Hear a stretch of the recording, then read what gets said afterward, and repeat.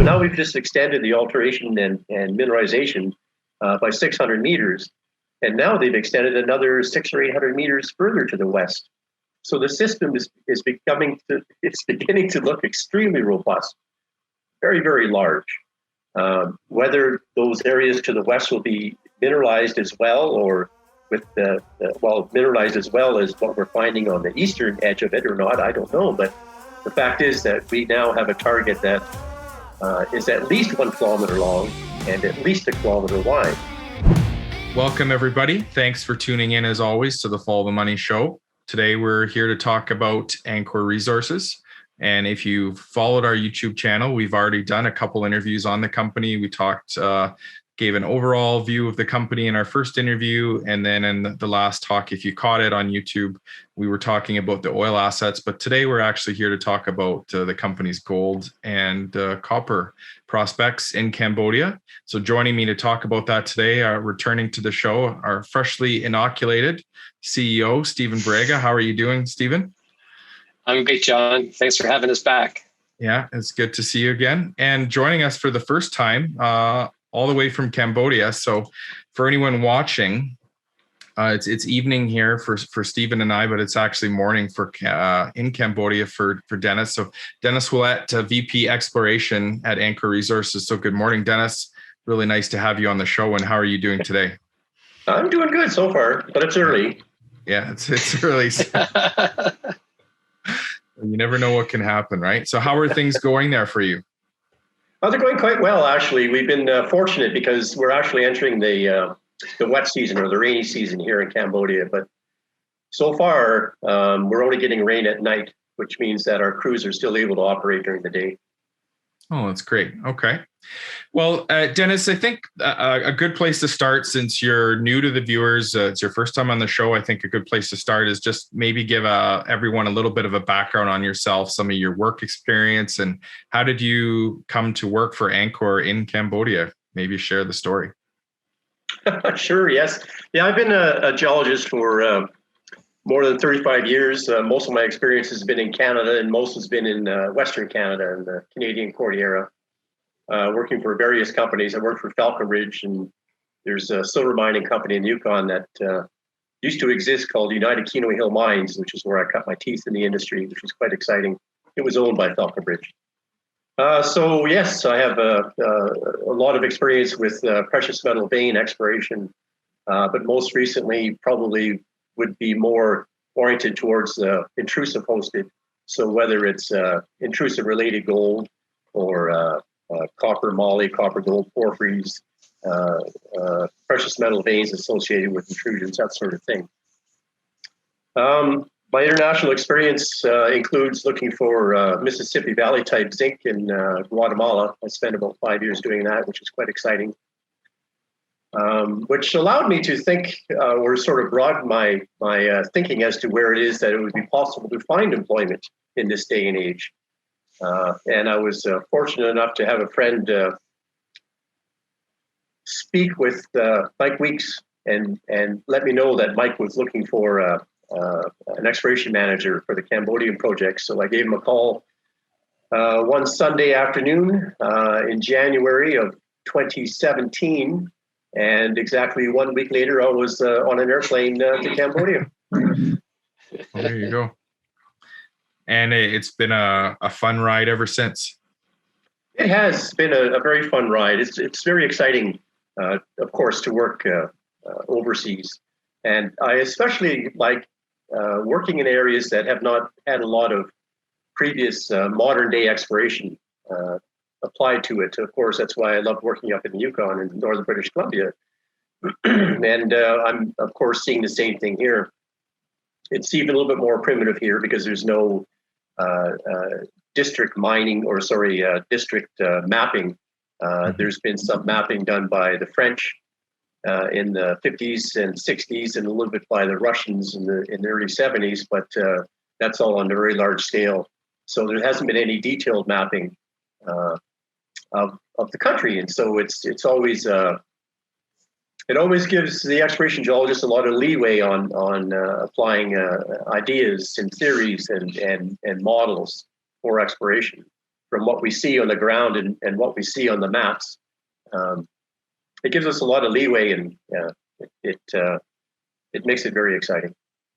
Okay, so I mean, this is a great time to bring it up, and you've given me the great segue. So I think a lot of the viewers will be very familiar with the sort of the closeology plays, where you're looking for a new deposit in the shadow of a head frame, as the saying goes. Obviously, in Cambodia, by the sounds of it, you have the opposite of this. Compared to many countries, it's very relatively unexplored, and you're working with a lot less information than you would if you were, say, working in the Golden Triangle or in Peru or Chile. So Dennis, perhaps you could give everyone sort of a high level overview of the geology in Cambodia, and are there any parallels or comparisons you could draw to perhaps areas that people would be more familiar with that might help them understand sort of the type of terrain you're working in? I think obviously when you're working in an understudied area, it's important for people to understand what information that you and the team have used to determine where to focus on. Why are you exploring in the areas that you are right now? Mm-hmm. Well, there's probably a two-part answer to that. The first being that because of the mapping efforts by the French government and then the Russians, gives us a country scale idea of what the geology is in general. And they also have some idea of what the ages of the rocks are, but not exactly. So as I said before, my focus recently in the last 15 or 20 years has been on deposits that are associated with intrusive rocks. And certainly here in Eastern Cambodia, there are a number of intrusive rocks. Intrusive rocks generally come about due to plate tectonics, when you have an oceanic plate diving underneath a continental plate, and it causes a folding, so you get mountain building events occur when you have this event. And then when it sort of backs off a little bit, you get a lot of fracturing in the rocks, and this allows the intrusions to come up into the existing rocks on the continent. And that's where most of our exploration has been focused. What makes Eastern Cambodia interesting to me is the fact that there have been two of these events. So there was one event about 200 million years ago. Same thing, the oceanic crust diving underneath the continental crust, causing intrusions to come up. An example of that would be our Ouellette South property, where we had to have a copper porphyry, which we drilled and made a discovery of copper porphyry, and we had age determinations done on it, and they came back at 220 million years. So that's one event, and we know that that event is mineralized, so that we know that any intrusive rocks associated with that age will potentially have copper porphyry, copper gold porphyry, copper moly porphyry, and then any of the associated precious metal veins peripheral to those particular intrusive events. So, I mean, that's exciting. But Eastern Cambodia also has a second event, one which occurred in the Lake Cretaceous about 100 million, 110 million years ago. Same geometry, the oceanic crust plowing into the continental crust, and you get another intrusive event. And in this one, we had the creation of the Emerald's Oak Bow intrusive related gold occurrence, which is approximately 50 kilometers southwest of our Peacock property. So now we know that all these 100 million year old diorites that are in Eastern Cambodia have the potential to be the host to gold deposits. Now, if you put those two together, you have the potential of having the younger ones intruding the older ones and upgrading existing mineralization, overlapping them. Sometimes can be confusing, but we do have this potential. The existence of these two orogenic events and the creation of intrusive related mineralization, whether it be porphyry or intrusive related gold, it's pretty similar to what you would find in, say, the Golden Triangle of British Columbia, with the abundance of copper gold, copper moly, molybdenum porphyries, gold veins, intrusive related occurrences. It's much the same as that. Probably not as large a scale as you would find in British Columbia, but it still exists here, and that makes it quite exciting. Now, as for age determinations on those rocks, of course, that's going to be really important in the exploration phase of what we're doing, because knowing what age the mineralization is will give us a better idea of what to expect from it. And so we have had partnerships with the Cambodian Institute of Technology, which is peopled by young, bright, recently graduated PhDs in geology who are building the department, and they have, I would say, on average between 5 and 10 students going through their first year program every year, and going through. It's a 5-year program for them. And of course, when they're not in school, they require field experience. And so we always, every year, try and hire as many as we can and bring them out in the field so they can do field mapping.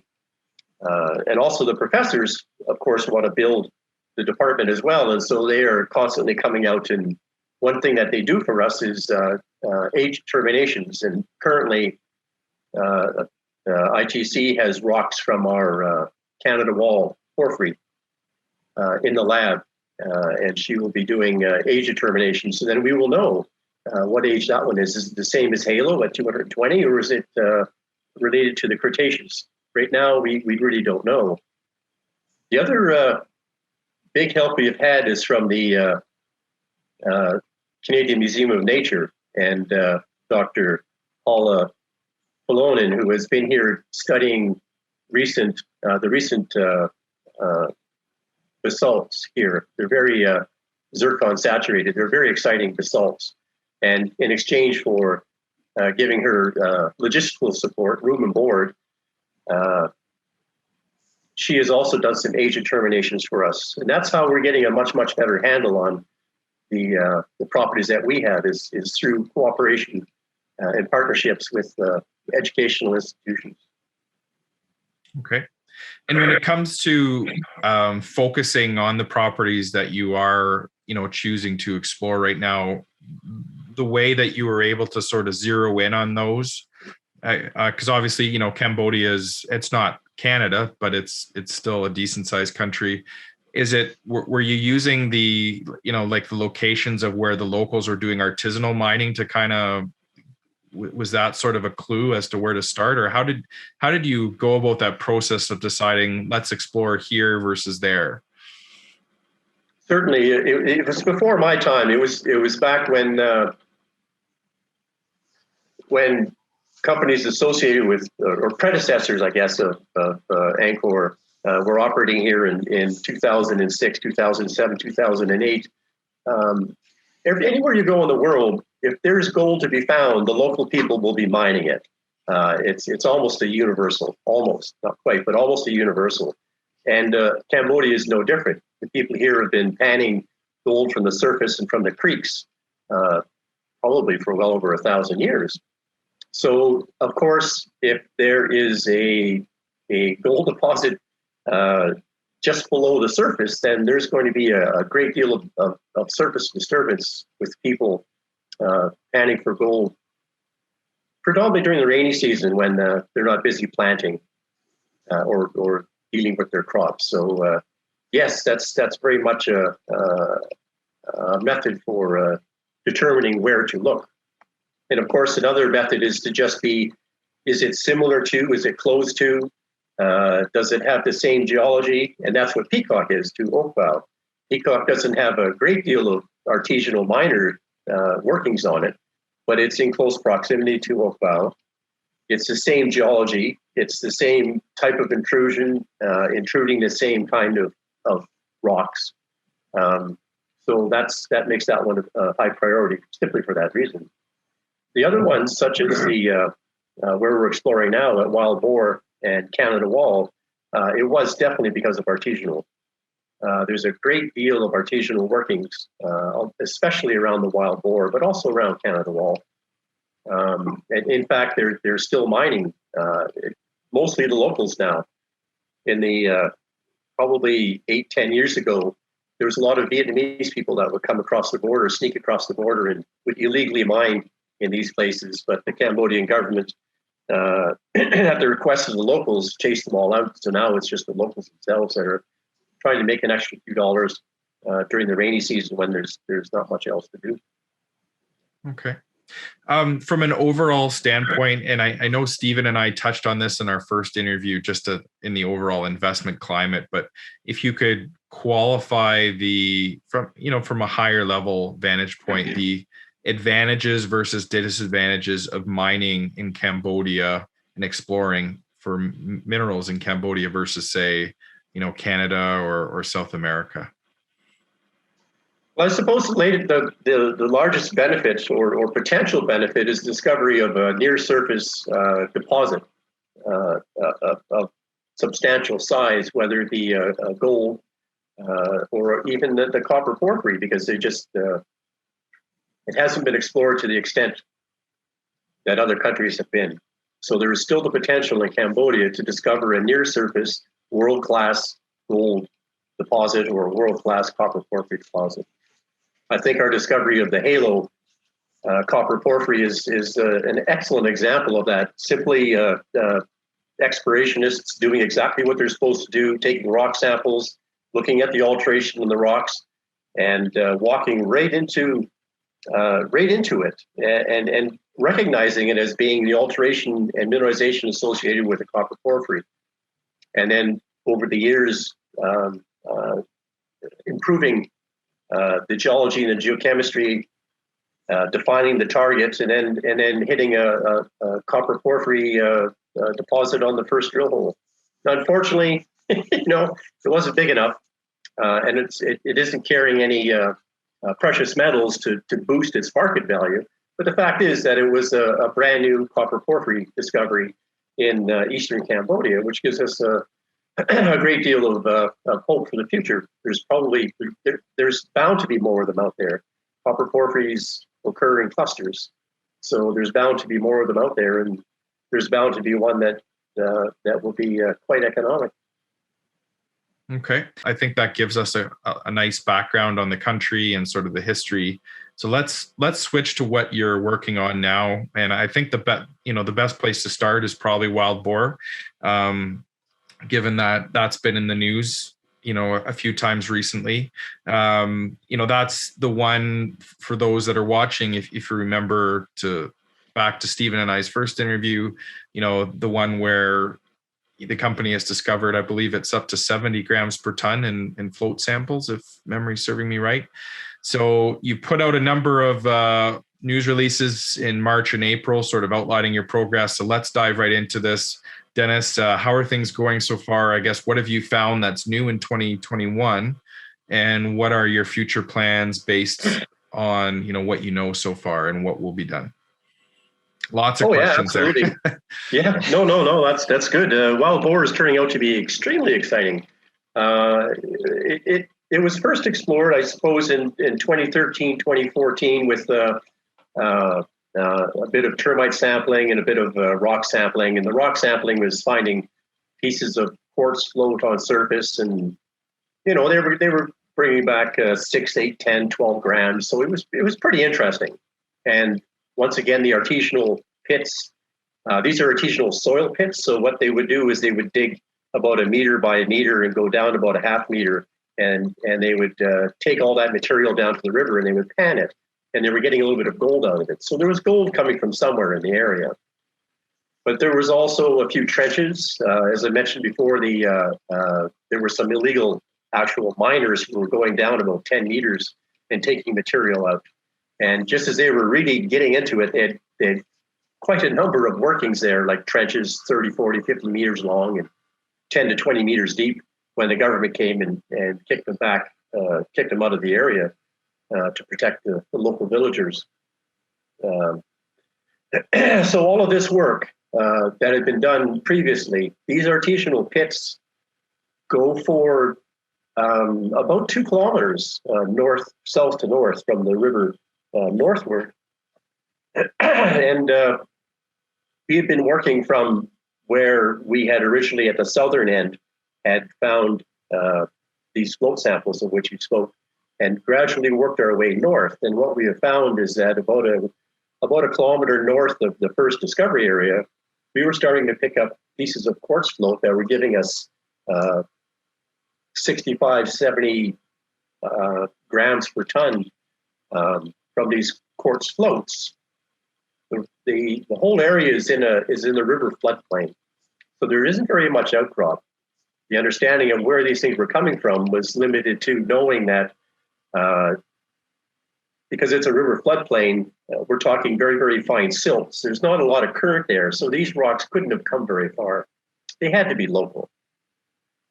What we did this year was we started the program by going into the area where these high-grade samples came from, which is only about 70 meters north to south. And all of the samples came out of a creek drainage that cut through the middle of the area.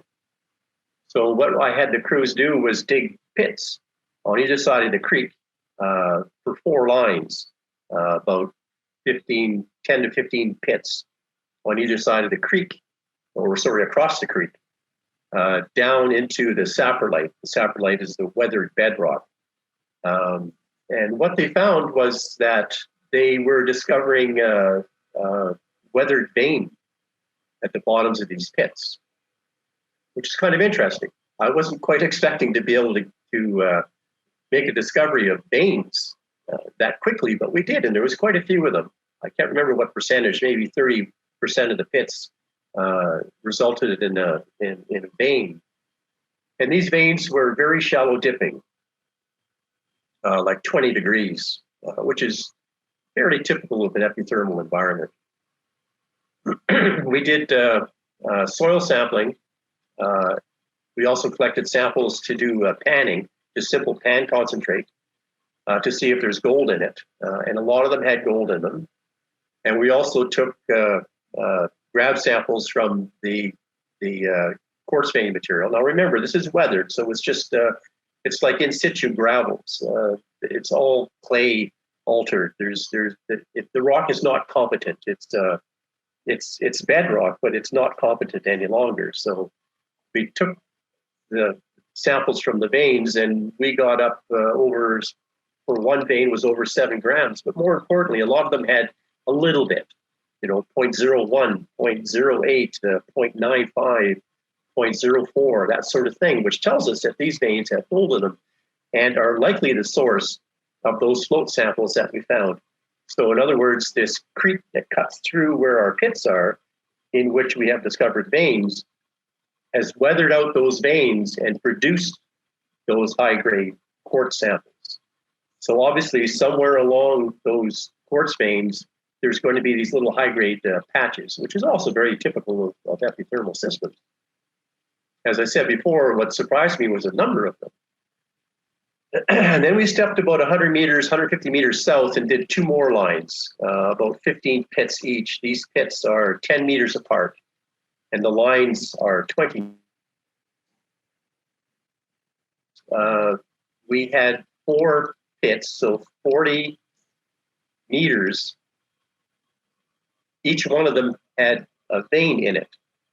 And what I'm going to do now is get them to connect those pits to see if it's the same vein, because these veins are absolutely flat. And if it's the same vein, I mean, that'll be pretty interesting to know if we have 40 meters of the same vein around which we were getting 10, 20, 30 gram per ton samples. And we're doing the same thing for the northern pits as well. We're connecting all the pits together, not all of them, but we're connecting a series of pits together to chase the veins to see, do they pinch and swell? Are they fault offset? Do they change dip, or do they change strike? And we'll sample them at 1 meter intervals and see if we can find in place one of these multi-gram samples as opposed to 1 or 2 grams. Maybe we can get a 70 gram from inside the vein, and that'll just help us a lot. And the other thing is trying to determine how many of these veins there are, because right now it looks like there's I don't know if I call them a swarm, but there's certainly a lot of them, like 6 or 8 or 10 of them. If they're at a 20-degree dip, then they're stacked. It's a stacked vein system. And this is only from what we're seeing along their surface contact.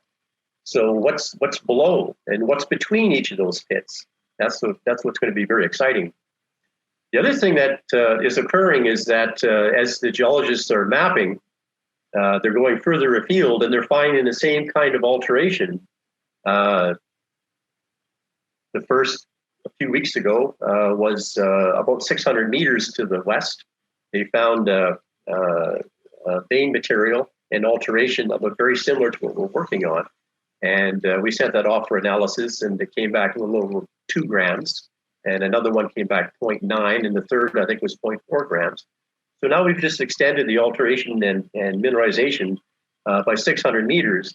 And now they've extended another 600 or 800 meters further to the west. So the system is beginning to look extremely robust, very, very large. Whether those areas to the west will be mineralized as well, or with mineralized as well as what we're finding on the eastern edge of it or not, I don't know. But the fact is that we now have a target that is at least 1 kilometer long and at least 1 kilometer wide.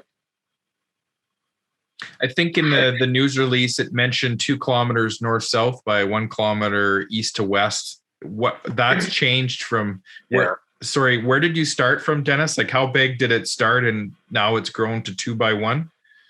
Well, the 2 kilometers came about from the length from south to north of these artisanal pits that the locals had dug looking for gold. Those are 2 kilometers long. Okay. Yeah. So, and now we have always suspected, because there was one sample taken in 2013 that was 6.02 grams. That was at 600 meters to the northwest of where we were working. So we went and re-examined that. Now, as I said, we're finding certainly alteration even further to the west. So it may turn out that we will be 1.5 kilometers, maybe as much as 2 kilometers east to west, and we will just have to keep working to the north to see what happens. You see, directly north of where we put in the pits, we get into the older metamorphic rocks. It's a sequence of gneisses and schists. And what we're finding is that they too have fractures. They too have the silicified dacites coming up through them. So it may very well be that this system exists underneath the metamorphics as well. And that's what we'll have to trace to the north. We have some samples in at the lab right now, which unfortunately, because of COVID, can't go off, can't be shipped out of the country. We have to wait until the 28th when they open the borders again, and then we can ship those off. But these are samples of clay-altered metamorphic rocks, silicified, clay-altered. If they run, then we could easily push it much further to the north. So right now, I was just say, right now we have an IP crew out, and the IP crew is doing a very close space pole-dipole survey which will give us readings of 10 meters along the lines, which will be very, very helpful in determining zones of silicification, especially, I think, so high resistivity, which hopefully will show us where these stacked veins are, perhaps, but it'll certainly show us where the silicified dacites exist, which will help us determine drill targets.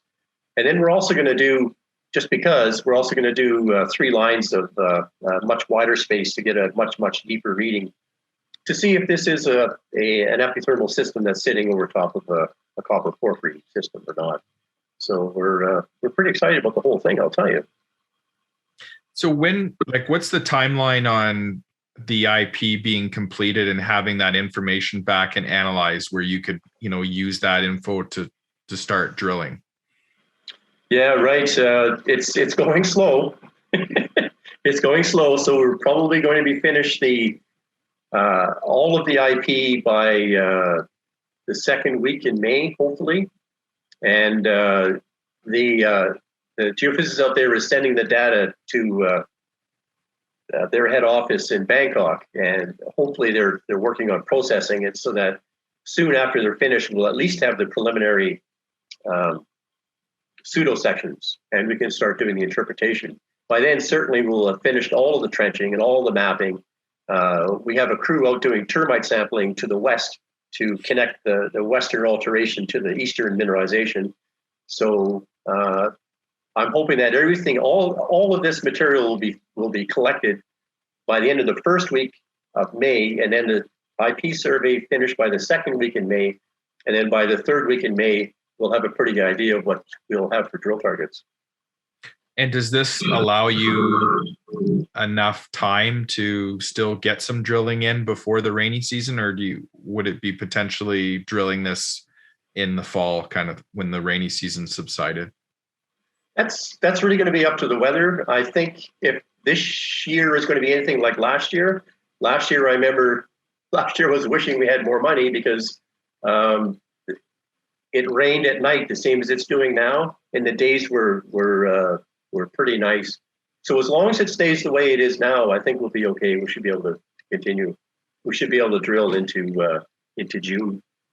Usually it's by late July, early August, where it just rains all day long. That's usually the really bad part. So I think if we can get drilling in late May and through June, we should be okay. Okay.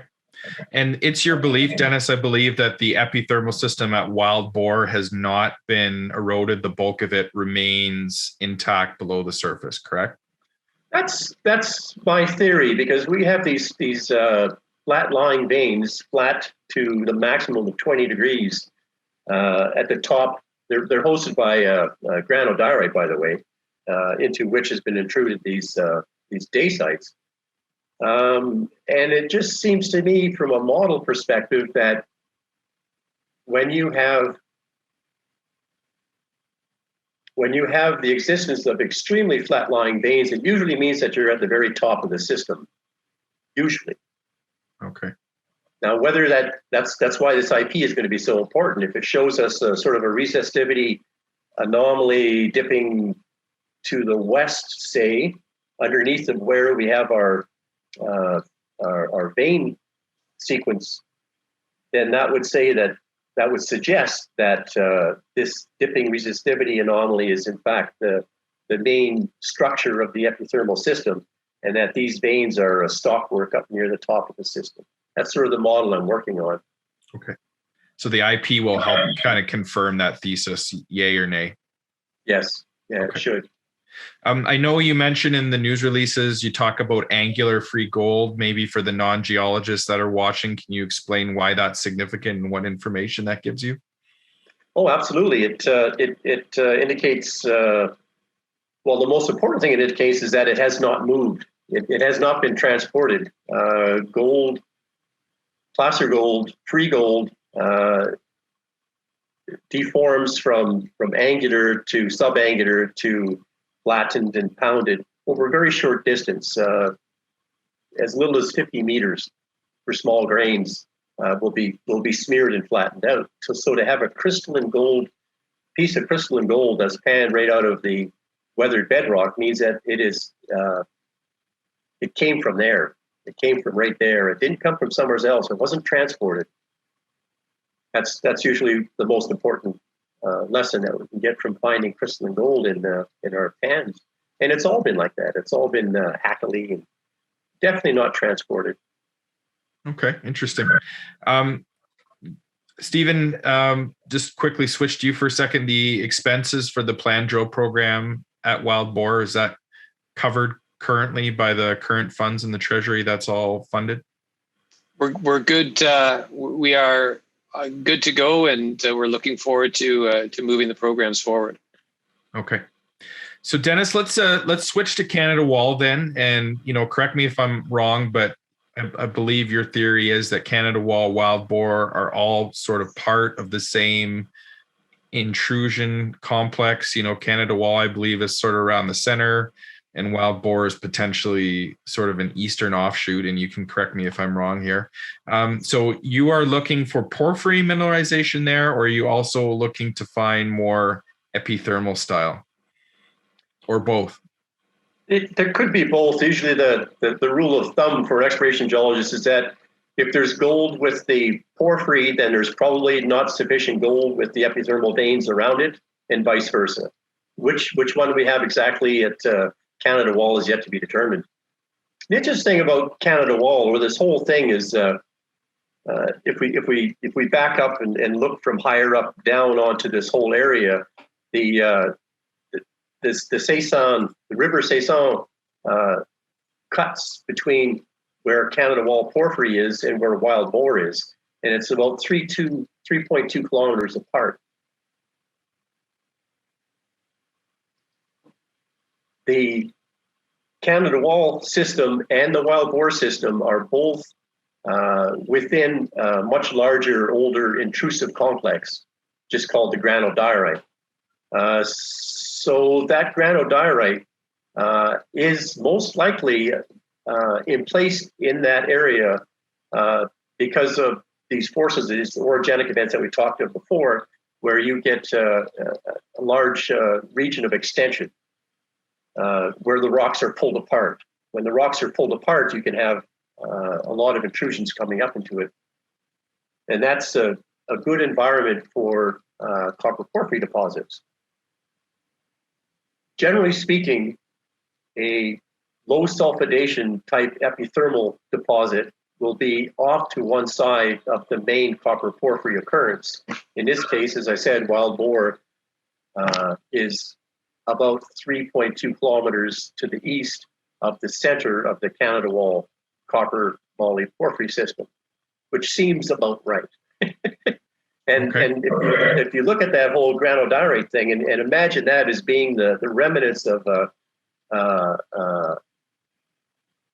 large volcanic system, it also works in that sense. Now, whether it is or not, I don't know. I mean, we don't have the background work done necessary to tie all these together, but I mean, it seems intuitive to me that that's exactly what we're looking at, is a very large intrusive system into which we have the copper porphyry system and the epithermal system. You can see on that diagram that to the south, there's one called South Creek, and this one is completely blind. It has had IP over it and is looking like it's a second completely buried copper porphyry occurrence, which hasn't been touched at all. Canada Wall itself, the first three holes that were drilled into it were drilled to check out a gold anomaly. So it was drilled because there was a lot of artisanal gold mining in a hydrothermal breccia on top of the system. So those first three holes were short holes looking for a vein. And then there was three additional holes drilled to the east of that, which were drilled predominantly to look for the molybdenum, because the eastern portion of the Canada Wall porphyry has very high, at least on surface, has very high molybdenum numbers. So it looked like it might be a molybdenum porphyry. Now, the copper center, which is pretty much centered where we drilled those first three holes back in 2012, hasn't had any drill testing on it at all. So it is, in essence, an undrilled, untested copper molybdenum porphyry occurrence. Those first holes that were drilled into the molybdenum porphyry portion showed us that the whole system consists of multiple breccia events, multiple intrusion and breccia events, abundant silica alteration, and the sulfide mineralization that we did encounter occurs as very large, like 3, 4, 5, 6 centimeter blobs of pyrrhotite, chalcopyrite, a little bit of sphalerite in there. So it looks very encouraging, and I would very much like to have the opportunity to drill test the copper anomaly, at least the copper anomaly that's presenting at surface. I think that there's a great chance that there could be some significant copper mineralization yet to be discovered at Canada Wall. Considering, as I said, there's been a few thousand meters drilled, 3,000, 4,000 meters drilled. How many meters do you have to drill to find a copper porphyry these days? It's probably in the 50 to 100,000 meter range. So speaking of doing drilling, Dennis, are you going to be doing any work on this property in the spring, or would this one be sort of second priority to Wild Boar, and this would be something you get to either in late 2021 or into 2022? I'm guessing that the results from Wild Boar are going to be sufficiently exciting to keep us concentrating on that. I really do. So any plans even for geophysical testing, like to run some IP like you did like you're doing now at Wild Boar?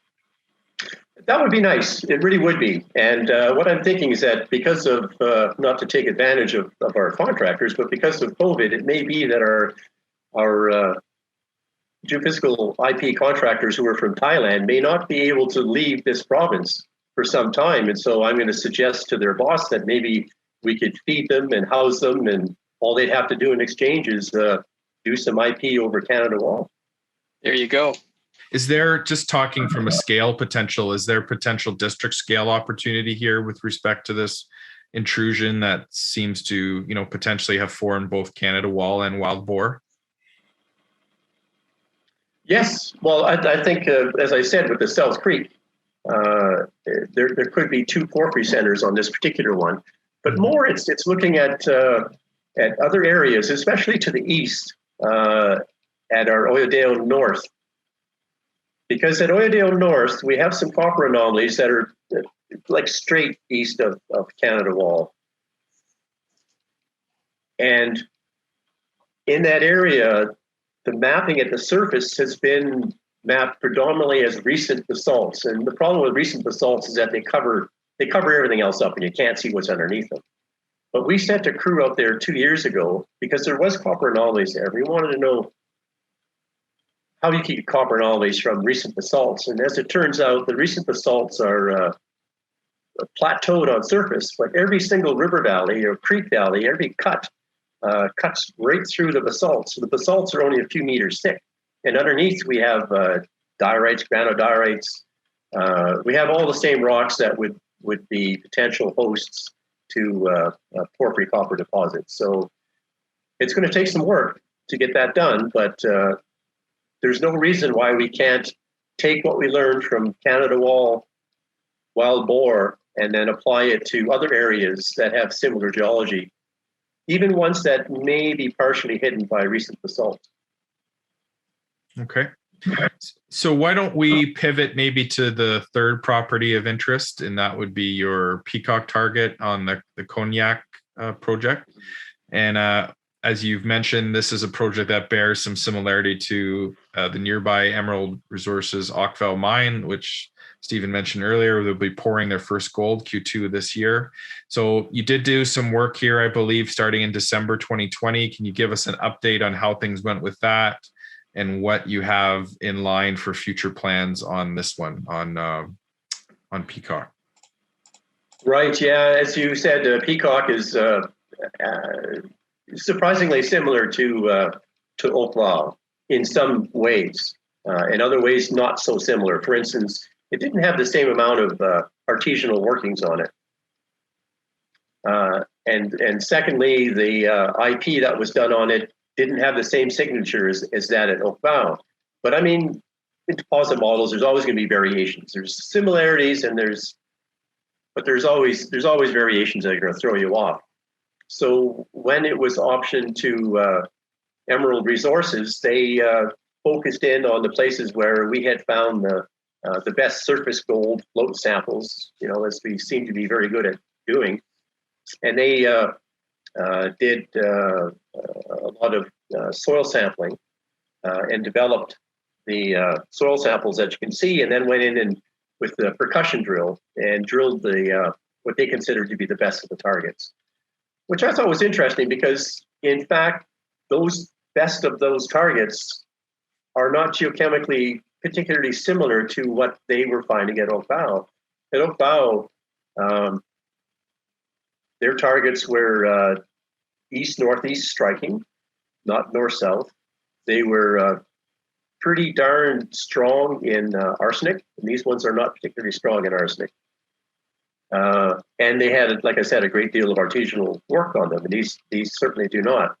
But they drilled them, and the results were not terribly disappointing. 8 meters of 3.61 gram per ton gold from one of them. But because it was a percussion drill, we had no way of knowing whether that was, as they described the chips they get from the percussion drilling as being a quartz breccia system, which again is different than from what they have, because theirs are in shear zones. So what we had to do in this year was to put at least a few drill holes in there just to get a handle on the structure, to understand which direction these mineralized structures were trending, and that was the primary purpose of the program that the drill program that we did this year. And we discovered that what they did is drill directly down the structure, the mineralized structure. So the veins were dipping. They drilled to the I'm hoping that's wrong. They drilled to the east and got the 8 meters of 3.61 grams per ton. And we drilled a diamond drill hole in the same direction, and we drilled right down the veins. So we had to flip over and drill to the west so that we could intersect those veins perpendicular. But we're using NQ, which is a very, very narrow drill core. And so we did that, but at the same time, we're also working up at Wild Boar. And as the end of the drilling at as I said, it's very limited drilling at Peacock. It was just to see what direction these things were going in so we could understand the structure a little bit better. We had already started ramping up our work at Peacock. And as soon as we had finished the drilling that we wanted to get done at Peacock, we just sent everything up north to concentrate on Wild Boar. But on Peacock, the interesting thing about it is, as I said, everything the work that we've done so far hasn't had any resemblance to the mineralization actually at Oak Bow. But in the sampling that they did, the soil sampling that they did, there's some enormous arsenic anomalies, enormous in area. They're very large. They're like 300, 400, 500 meters long by 200 or 300 meters wide.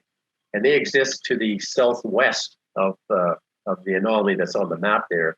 So my next chore for the field geologists is for them to go out over top of all of these large arsenic anomalies and look for any quartz float at all that they can find, and to do some deep auger sampling in those areas to see if we can pick up, see what the maximum values of arsenic we can find. And of course, if there's any quartz, is that quartz, does it have gold in it? And hopefully what we'll find is that off to the southwest will be the true but buried Oak Bow type of shear zone hosted arsenic anomalous gold. Okay. So is it fair to say then, Dennis, that again, the focus of the company will remain for now? I mean, obviously based on results and stuff, that what the focus will be on Wild Boar, and, Peacock is sort of on the back burner, maybe some work done next year on it, or is there anything more to do this year other than what I'd really like, we have a new geologist from the Philippines, Carlito, and I'd very much like him and JD to go out and check out these arsenic anomalies. And I'm hoping that they can do it this year. But certainly the focus is going to be on Wild Boar. I think from the way things are progressing, it's just getting bigger and bigger all the time, and it's going to keep us busy. Okay. Well, bigger sounds good. Sounds exciting. Dennis, would you say overall that you're happy with the progress you've made to date in the 2020, 2021 exploration season, and what has you most excited? Well, it's definitely the wild boar, having access to wild boar. And as I said, putting those pits across the creek, I didn't have a lot of faith in being able to see anything, quite frankly, because I didn't know how deep those flood sediments were going to be. I thought they might be several meters deep, but as it turns out, they're only 80 centimeters, and then you're into the saprolite. And in that saprolite, in many of the pits, we're finding veins, and the veins are in the saprolite are such that it's, for most of them, maybe 60% of them, you can actually measure, strike, and dip. And get a sample. So I'm very, very excited about how the progress on the wild boar is going. And it would be great if we could expand this pitting program while we continue to do everything else. Do some of these pits in other areas where we have picked up high-grade float samples that were sitting in creek drainages, and see if we get the same thing. And that way, it's a relatively inexpensive way of expanding our knowledge of the whole system, and it has the added benefit of providing employment for the local villagers. There's about 4 villagers in the jungle around there, and as I said before, as long as they're not busy with their crops, they're very happy to earn some extra dollars by working with us. And it shows them that we're not out there to steal their land, that we're trying to do things in a way that doesn't destroy their environment. They're aware now that the chances of these things being an actual mine are, they're not great, but you never know. So we are building a very good relationship with the local people, and that always makes me happy. I always like that, working with instead of against. Can you, even with the start of the rains, you said you're getting some rain at night, but it's okay during the day. Does that prevent that moisture that you would get overnight? Does that complicate digging the pit still? Are you able to dig the pit still, or does that complicate things? Yeah, no, we're still able to dig because we're not getting the torrential rains. We're getting half a centimeter, a centimeter and a half, and it's able to drain away by the time they go back in the morning. So it's all good. Right on. Stephen, any closing comments? I think we've been going at this for. I think we've done a good job of covering the nuts and bolts of it. We really are excited about wild boar, of course, and as always, if any of your viewers are interested in receiving more information, reach out to me directly. I'm sure you'll share my phone number and email address and all the rest, and we welcome the opportunity to answer any additional questions that might come up. Well, yeah, I'll put your email in the video description link. Perfect. And just wanted to thank you both again for your time to sit down with us and talk about your project, Dennis. It was really nice to meet you, and I'm excited to see what you guys can dig up at Wild Boar. It sounds like there's some potential there for sure that has you excited. Thanks very much. Okay, take care, gents. Cheers. All right, thank you very much. Bye-bye. Thanks, John. Bye now.